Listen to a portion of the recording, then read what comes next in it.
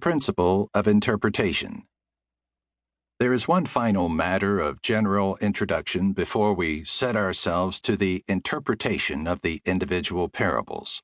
It is of primary importance to decide just how we are going to interpret them.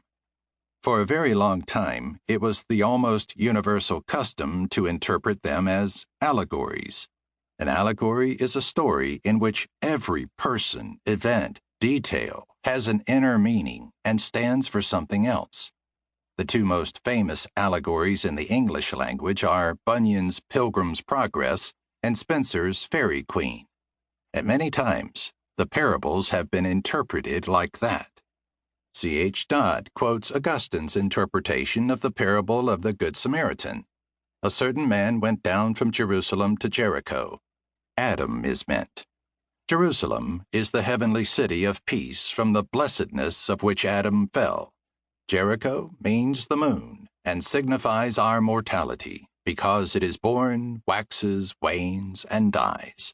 Thieves are the devil and his angels, who stripped him, namely of his immortality, and beat him by persuading him to sin, and left him half dead, because insofar as man can understand and know God, he lives, but insofar as he is wasted and oppressed by sin, he is dead.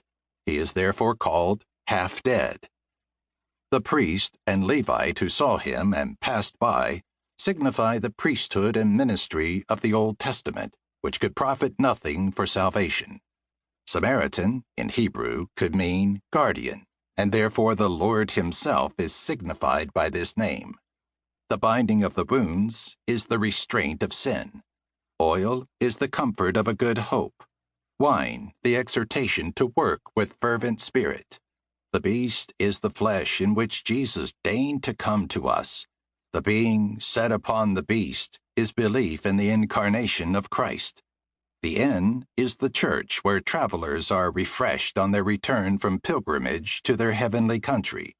The morrow is after the resurrection of the Lord. The two pence are either the two precepts of love, or the promise of this life and of that which is to come, or possibly the two sacraments. The innkeeper is the Apostle Paul. The promise he makes to pay any extra expenses incurred is either his counsel of celibacy or the fact that he worked with his own hands lest he be a burden to any of the brethren. One thing is quite clear about an interpretation like that. No one on earth could produce it unless he sat down in a study and worked at the parable for hours and days together. For that very reason, it is obviously the wrong interpretation. We have to remember two things. First, the parables were weapons of controversy, struck off in the heat of the moment. Second, in the first instance, they were always spoken to an audience, always heard by a body of listeners, not read. And for the most part, they would be heard once, as a sermon is heard. No one listening to a thing for the first time could ever make the necessary mental transpositions to produce an interpretation like that.